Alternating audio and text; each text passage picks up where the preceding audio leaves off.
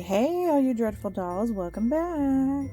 If you're new here, hi, hello there. Thanks for stopping by Dreadfully Dainty Dips, where I do things nail related like DIY nails, nail product reviews, and movie, music, and mania Mondays. So, don't you go anywhere, pull up a chair, grab a drink, and maybe a snack, and let's hang out while I paint a movie mani today.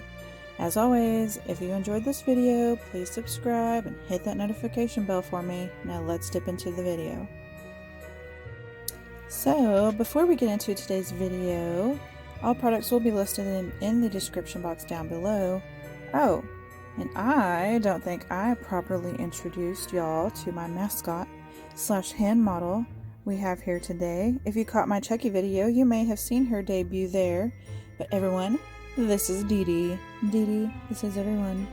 Because she is so dreadfully dainty, of course. Okay, enough of our Dee Dee shenanigans. So here we go. So today's video is a movie mani that's been recently requested, The Crow. Here are a few things that you may or may not know about The Crow.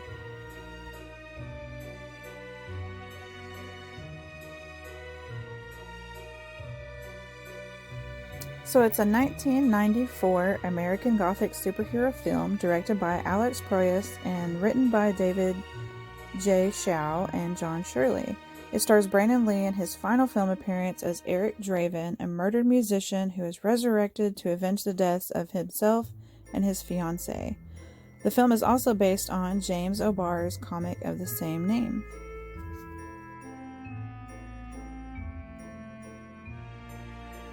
The Crow is also based on a real crime. According to Jeff Connor's book, The Crow the Movie, which chronicles various facets of the film and its origins, James O'Barr was moved by another tragedy that would inform his new comic book, a couple being robbed for their engagement ring, with the thief needlessly taking their lives in the process. O'Barr said that the sad story inspired Eric Draven's mission of revenge after becoming the Crow, and the things that Draven would do in order to set right the injustice that ultimately drove him and his love apart. With his quotes, that became the beginning of the focal point. The idea that there could be a love so strong and this soul would not rest until it could set things right. End quote.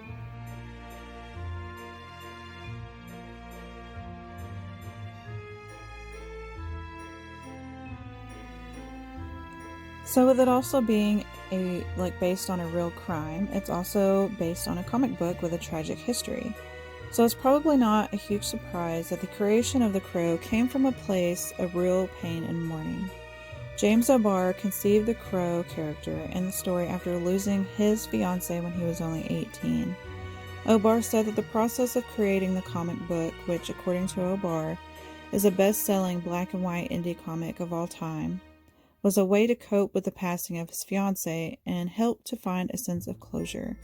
He explained that he realized that all of the other ways that he had tried to deal with his grief were ultimately just numbing his pain, and it wasn't until he found a creative outlet that he was finally able to start truly healing.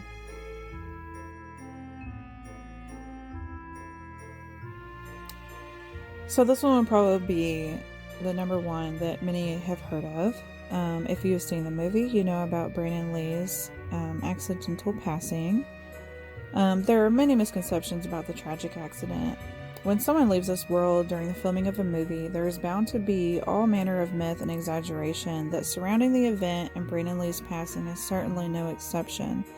As much false information is being spread about this incident over the years. One of the most persistent rumors is that the moment that Lee lost his life as a result of a malfunctioning gun can be seen during the movie.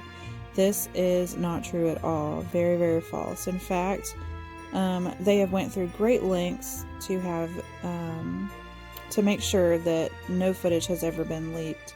Additionally, many have claimed that Lee's life was lost instantly, but the reality is that he went through 6 hours of surgery before he ultimately lost his battle. So very sad.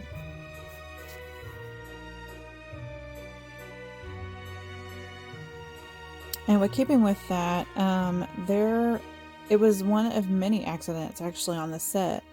So while what happened to Brandon Lee is no doubt the biggest tragedy that occurred during the making of The Crow, the production had already been beset by accidents and injuries even before that unfortunate accident.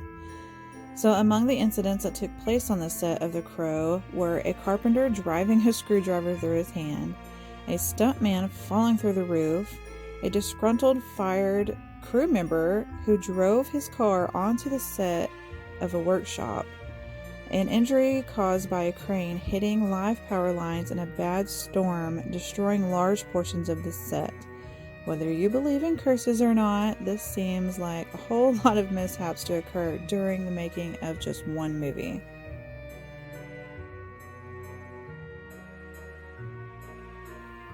So, where did the iconic makeup come from?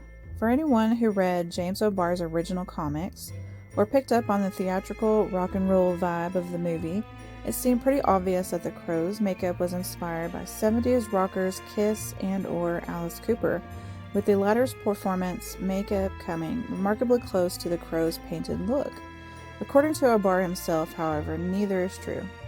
O'Barr borrowed the look and style of the Crow's makeup from a marionette mask he had seen on a sign in a London theater once. It turns out the mask just fit the rock and roll vibe of the story, rather than the other way around. The Crow's makeup and vibe would later do some inspiring of its own, as it heavily informed the rebranding of wrestler Sting in the mid-1990s. But the makeup process was more complicated than it actually seemed. It seemed simple enough, right? White face paint with black accents. How hard could that have been to apply for each day of the filming? But as it turns out, much harder than you might realize. For starters, the black accents had to be identical each time they were applied, so as to not cause any continuity issues between the scenes. So to achieve this, a rubber mask had to be created with slits where the accents would go to serve as sort of a stencil, ensuring that everything looked exactly the same each time. The whole process took upwards of an hour for each reapply, which doesn't really seem like much, but, can really add up when you're needing to touch it up sometimes, multiple times a day. And it's also said that Brandon Lee, he didn't like the way that it was perfectly painted on his face, so he would request to actually do his own makeup sometimes, and sometimes would even sleep in the makeup and then wake up, so that way, it kind of looked all, not so perfect.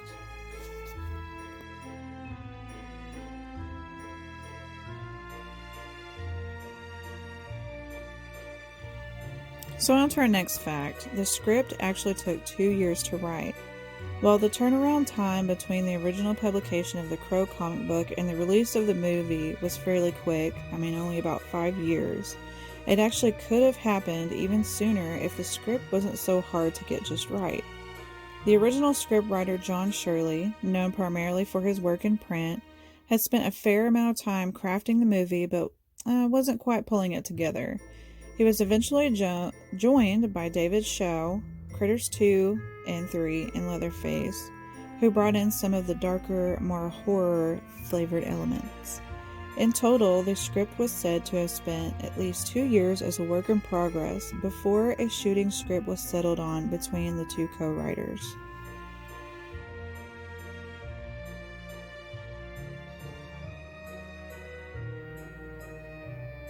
So, the original creator almost gave up the rights for life. If you created something and were approached by a company offering you money to buy the rights to it, would you know what was or wasn't a fair deal? So most of us wouldn't, which is what James O'Barr was facing when he was first given an offer to sell the rights to The Crow.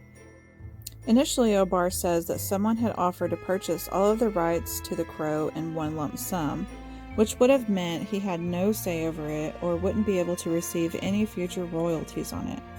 So not being in great financial shape at the time, he nearly agreed, but luckily was talked out of it by his friends. To think that he would have missed out on getting royalties from future sequels starring Edward Furlong and Tara Reid.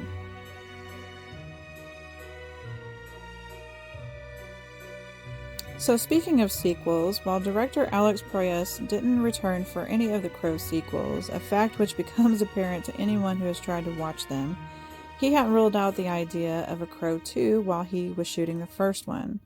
So in his quotes, it wasn't upmost in mind to create a franchise, but I was aware that it could do that, and you don't want to make that impossible. You can see all the elements there. Proyoso explained during his commentary track on the Crow's DVD release.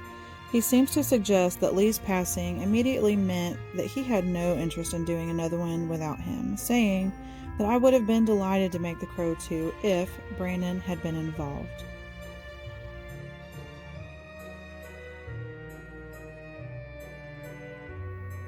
So another thing was finishing without Lee was expensive. So Brandon Lee was only scheduled to film for 3 more days when he was taken from us, which doesn't seem like much in terms of getting enough footage to finish the movie, but involved a few pivotal shots that just couldn't really be done without him. So after original distributor Paramount dropped The Crow following Lee's passing, Miramax stepped up to produce the movie. The studio pitched in $8 million for whatever was necessary in terms of digital trickery to get Lee's uncompleted scenes finished. It ended up accounting for a third of the movie's entire budget and involving cutting-edge technology, the first actually ever of its kind to be used in a movie, for a production that had been largely modest and lo-fi up to that point.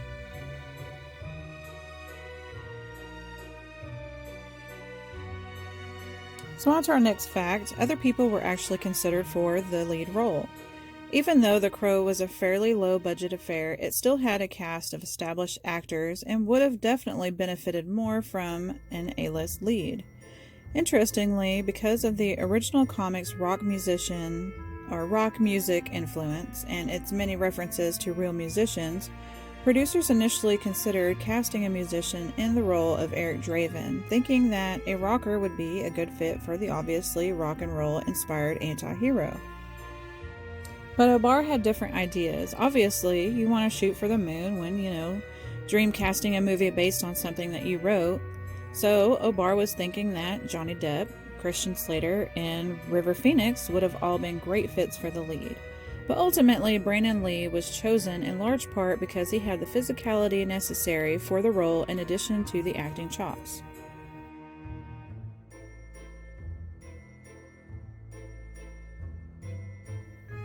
So this next fact I kind of found pretty interesting. So the birds in the movie aren't really crows.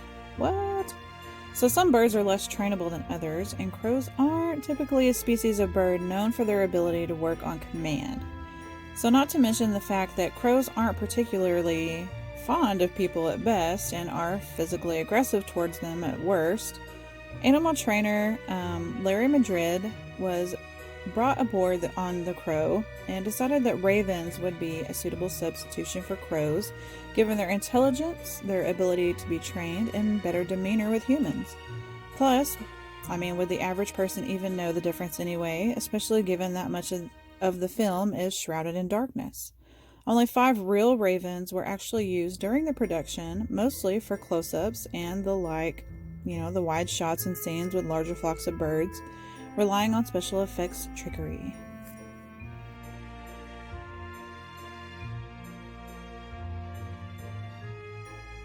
Okay, so as we come to an end, this is our last one. So James O'Barr felt guilty profiting from the movie. He ended up feeling a lot of guilt about the movie adaptation of his work, leading to the passing of Brandon Lee. So not only because it was tragic in general, but also because the pair had actually become really good friends during the making of the movie. In fact, O'Barr would later reveal that he donated most of the money he received from the movie to charity, only buying his mother a car and treating himself to a surround sound system for his house after giving the rest away.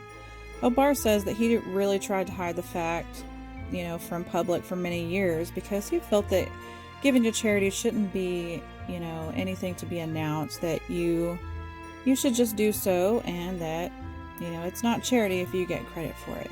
So that was really sweet, really great of him.